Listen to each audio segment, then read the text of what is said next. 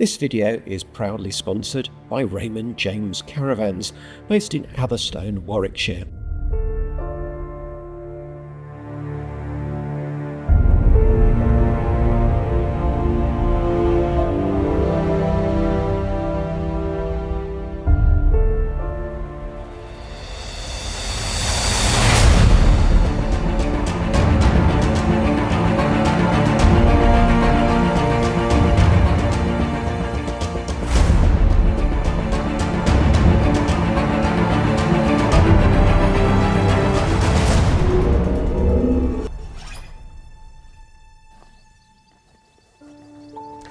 Hello, I'm Peter Vaughan, and today in this glorious sunshine I'm in Spain with a very different campervan.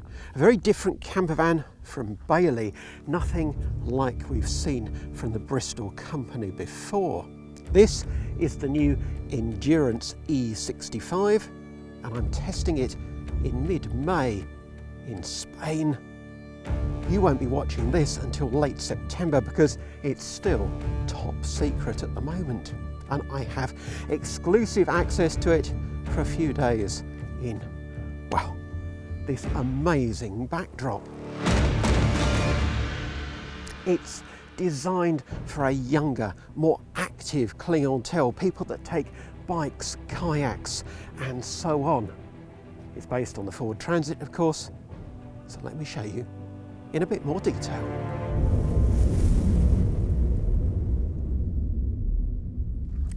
So Endurance has a trail look to it, but this isn't a four-wheel drive vehicle or even to full trail spec. It just gives you that more off-roady appearance, that sort of chunky SUV look. It does get these 16-inch alloy wheels as standard with the all-season tyres. It comes only in this matte grey finish, and you do get this bold Ford trail grille complete with the trail spec bumper and the front skid plate. The overcab sunroof is an optional extra, as is the Adventure Pack. The Adventure Pack gives you the roof rack, the ladder to get to the roof rack on the back door, and also the light bars mounted onto the roof rack. Now, those are for off-road use only. You can't flash people out of the way as you come thundering down the M11. Also on the roof, you've got a tent box. Now that is a further option on top of the Adventure Pack. I'll put the prices up on the screen because I haven't got the facts and figures for everything yet. But the tent box, if you have that, you also upgrade the solar. Now, as standard, you get a 130 watt solar panel on the roof, and that's a flexible panel. Go for the tent box, and of course the tent box would be sitting over the solar panel and rendering it useless. So instead, on the top there, you get two solid panels of 100 watts each. So effectively, if you go for the roof tent, you get an upgrade on your solar. Now, whilst some of you may be disappointed that this isn't actually four-wheel drive, I'm sure you won't be so disappointed when you see the price, because this isn't one of those 150 grand expedition vehicles. It's much, much more realistic. And we'll put the price up on the screen now. But with that in mind, doesn't it look fantastic? It has got that brilliant sort of adventure look to it. Love these graphics on the trendy grey paint. And if you're wondering about the coordinates under the Endurance name, well, they're the coordinates of the production line in Bristol. Basis is the 6-metre Ford Transit, so to be precise 5.98 metres long, 2.1 metres wide, and without the Adventure Pack 2.82 metres high. It's on a 3.5 tonne van, so you can drive it on a standard car licence. Payload should be plenty, as this is a 2-berth, but obviously if you go for the Adventure Pack then it becomes a 4-berth, and that extra weight will eat into the payload a little. Water tanks are underslung, both fresh and waste. The fresh water tank is 100 litres and the waste water tank is 58 litres. Obviously your toilet servicing hatch, conventional cassette toilet, and your Truma heating vent. Now your Truma boiler and heating. That's a diesel D4E, so the 4 kilowatt diesel, and when you're hooked up to the mains back here, it's also mains electric. And of course you've got the same side pods as you get on Bailey's existing Endeavour range to give you the width, or the length rather, the extra width of the van to give you the length of the rear bed. If we take a look down the other side, you've got your external gas barbecue point there. Of course the sliding door is on the UK side, this being a UK van. You've got another extension pod for the bed, this time without a window. Electric step at the sliding door, and that automatically retracts when you start off. Unfortunately no fly screen on the entrance, but I think we can forgive it that, because, well, doesn't it look good? Oh, and I should mention too, nice flush fitting habitation windows. Before I show you the garage, I just mentioned the drain taps for the water tanks. They are down low, you will be getting down on your hands and knees, and they are those fiddly old-fashioned taps, I'm afraid. But garage space, all important on a vehicle like this. Little pockets on the doors, which are rather nice. And then inside, we've got a checker plate floor, so nice and practical, hard wearing, and you've got these tie downs in each corner. Good to see that they've used open shelves with these elasticated straps, so things are held in place. But if you've got this space fully loaded with gear, then you can still put your hands in to get stuff. You haven't got to open doors. Of course, they do have to put a door on the gas locker. That's in here, and that holds just one 6 kilo cylinder. But with diesel heating, you shouldn't need any more. At the front there, you see the table in its stowed position, and behind that is the boiler built into the cupboard. And forward on this side, you've got access to all your habitation electrics, your fuses and so on. It's a good size space, but if you want more, you can fold the bed up. But before we do that, the measurements as it is, well, depth to the step is 1.21 metres, height under the bed, ignoring the ladder for a minute, well, maximum height is 90 centimetres. It'll be a little bit less under the ladder. Yeah, 84 centimetres under the ladder, and width at its widest point is 1 metre. And then over on this side you have your outside shower, and on t'other side you have a main socket. Then if you want even more storage, the nice step on the back bumper that helps. Stow the centre cushions to one side and just lift up the slatted bed base, and it just clips into place with a seatbelt style strap. And now of course you have full headroom, and if you've got long loads, the bulkhead at the front of the garage just slides away too. And then just make sure you've secured your load properly using those lashing points. Right, the next thing to show you is the TentBox, and I'm not very good with heights. Right, up the ladder, and then once you're up here, there are 2 clips to undo, and then you just push, and up she goes. Right, climb in. 2 poles in here. Those support the canopy. And now, wow. No, I'm no tenter, but what a view. What a view. The bed up here measures 2.04 metres by 1.17 metres. You've got lighting, Little storage pockets, big vents for when it's hot, let the air in without letting the bugs in.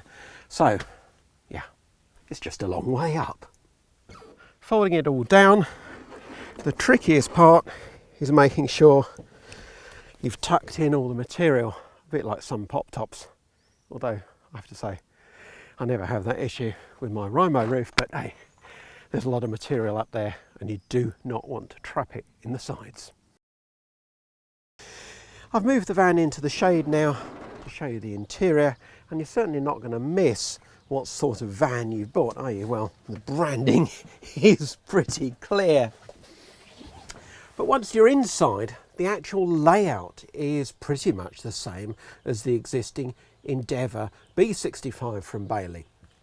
Half dinette, and then central kitchen and washroom, and of course the bed and garage at the back. They have made some changes, but the key thing is the completely different decor. This doesn't feel like any Bailey product that's previously been on the market. It is younger, funkier, trendier. Yeah, all those words that probably mean nothing to the people that are actually going to buy it, but it does look a lot more contemporary. I really like it. You've got this different upholstery with the vegan leather, which means it's got nothing to do with cows or leather really, I suppose. The seat itself, the half dinette, of course you've got your two 3-point belts for rear passengers. You've got Isofix, which is becoming more common now, I'm pleased to say. But if you look in the cupboard underneath the seat, not only have you got storage under here, but you can see those hoops that Bailey fit on all their travel seats of this type, and they're there just to stop the seat collapsing in the event of a serious accident, so you don't submarine under your seat belts, which is obviously a serious concern. Good to see that Bailey learnt that in the early days of their very, very first motorhomes from their crash testing exploits right at the start, and they're still doing that in this Endurance. As we saw earlier, the overcab sunroof is an option, but I really like these reading lights on flexible stalks over the cab seats. You know, they haven't cut back on the essentials, and I really like the decor. It's quite dominantly grey. There's not a lot of wood. I love this slatted ceiling though, with these panels of wood. Yeah, it does look really good. Another thing that's changed compared with the Endeavour is they've given the lounge a little bit more space. So you genuinely now have got enough room to get 4 people around the table when it's here. And that's another good point, that the table removes and stores in the garage. Another thing that Bailey discovered from the crash testing, that you don't want a table in the way when you have a serious accident. So it's good to see that the table has a proper stowage point. And also, it just feels so much more spacious with the table removed. The washroom does reduce slightly in size because the lounge has gained a bit of space, but as we'll see later on, that doesn't seem to really matter. When you do need the table, just retrieve it from the garage. You can bring the cab seats up to be a more comfortable height for dining, although I do like the fact that you can get them down nice and low for driving. Swing out extension leaf so everybody can reach their dinner. Yeah, works well. And remember, this is primarily a 2-berth van, although you might have a couple of guests or teenagers sleeping aloft.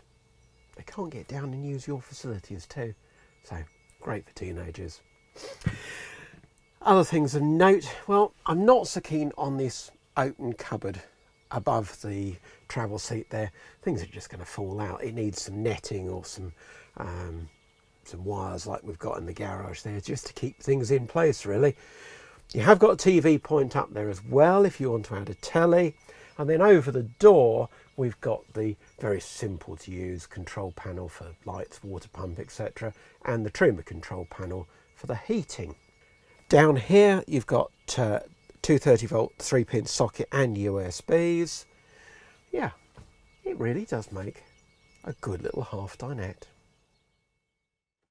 So the kitchen, and here it's not just the design that's different from Endeavour, and that's obvious because you've got this grey finish for the cupboard doors, and then a contrasting different sort of mottled lighter grey for this large top locker.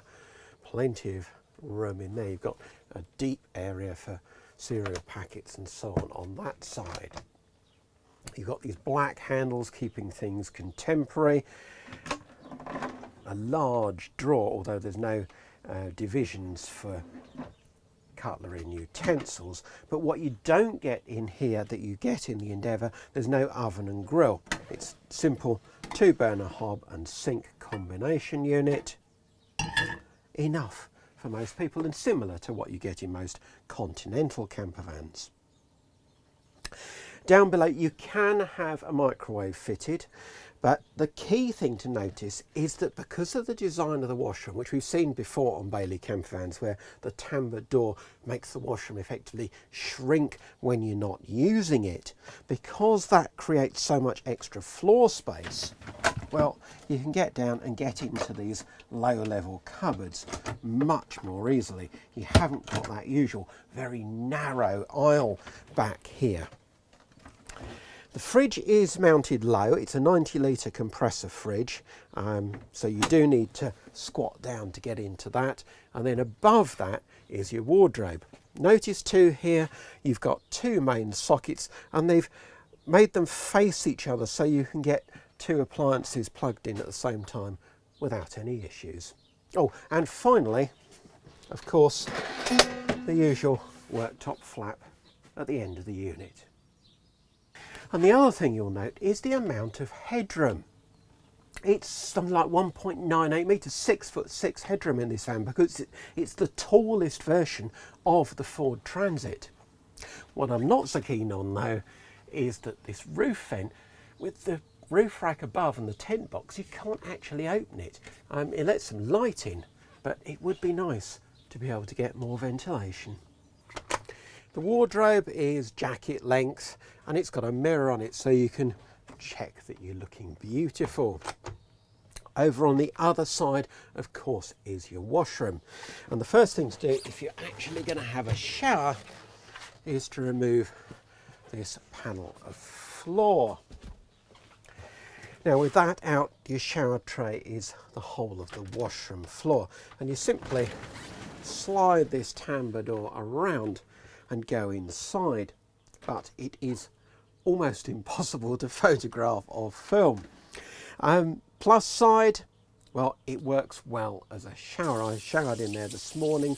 The curtain is only there to protect the furniture against the wall there. It doesn't wrap all the way around, but do note that of course this inner wall gets wet, so when that becomes the outer wall again, you do have to dry that off. Other than that, well, you've got 2 drains diagonally opposite, so water goes away fairly easily. You've got cupboard and little shelves for all your toiletries and so on. You can't really get your head over the basin because it's tucked into the wall with the mirror above, but that is a minor issue really. Plenty of storage, and the toilet roll is hidden away on the inside of the cupboard. The only thing to note really is the lack of ventilation. Yes, there's a little tiny mushroom vent in the ceiling, but it's hot here in Spain, and I don't think that's quite enough. It's a surprisingly good space for a van of this size, and also bear in mind the fact that the Ford Transit is that bit narrower than a Fiat Ducato. Just one other thing is that the toilet is a bit high, so even I have my legs dangling a bit sitting on the loo, but other than that, good use of space. Finally, of course, there's the bedroom. You can still get to the storage underneath because of that sliding door, very neat, and then access to the bed itself is via a ladder. Just 3 rungs, and it slides out very neatly. And then up you go, and the bed is 1.96 metres by 1.37 metres, or 6'5" by 4'6". Obviously it's slightly narrower in the corners here where the structure of the van intrudes, but you've got plenty of room. Opening window at the foot of the bed and opening windows in the doors, plenty of lighting, USB socket in the corner there with a little shelf, more top lockers, but deeper top lockers at the foot of the bed than over on this side, where again you've got these nice flexible one reading lights with USBs built in. But my favourite feature of all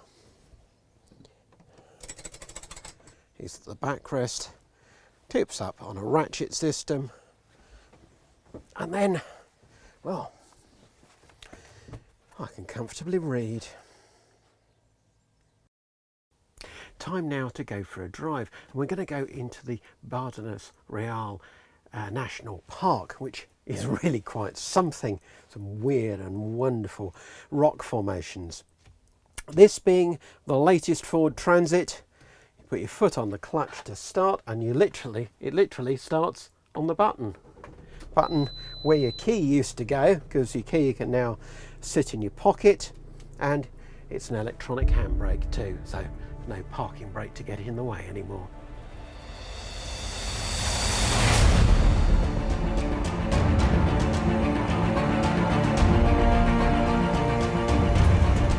So driving the Endurance, well, it's your typical Ford Transit in many ways, but this isn't your typical scenery. We're now in the Bardenas Reales National Park on these gravel roads, and you don't need four-wheel drive in this sort of situation, and it's nice to have something that's compact and manoeuvrable. You can see the dust we're kicking up behind. The spec of the vehicle, you get the 130 horsepower engine as standard and the manual gearbox, which is really slick. I have to say, I'm surprised how well this vehicle goes, and we've had it on the main roads obviously as well as these tracks, and it cruises along at 70 very easily. You get a bit of whistle from the roof rack, but nothing too intrusive. Certainly with the radio on you wouldn't be too aware of it. You can upgrade to the 165 horsepower engine and the 8-speed automatic gearbox if you want to, but if budget was tight, I'd be tempted not to, I think. I mean, this manual shift's really nice. Of course, you've got the electronic parking brake as standard.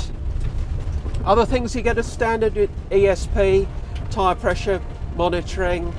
You get the intelligent speed warning, which can be quite annoying, but it's fairly simple to switch it off. You get automatic emergency braking and lane keeping assistance as well.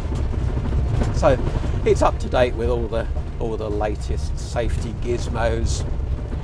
More importantly, of course, you've got this nice big 12-inch screen, so that gives you your sat-nav, Apple CarPlay, Android Auto, and your reversing cameras on there as well. But just look at this amazing scenery. It's well, sort of quite Martian landscape, really, and a great van to enjoy it in.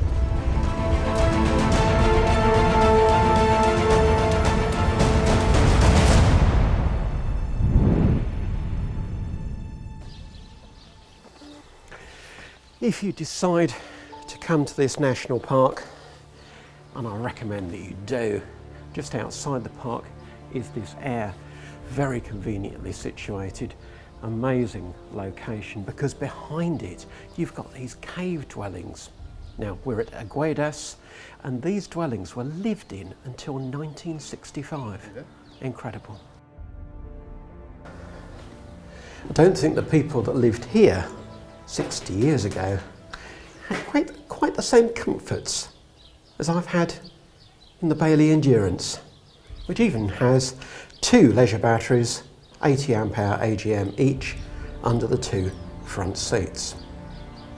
Now, let's go and sum up.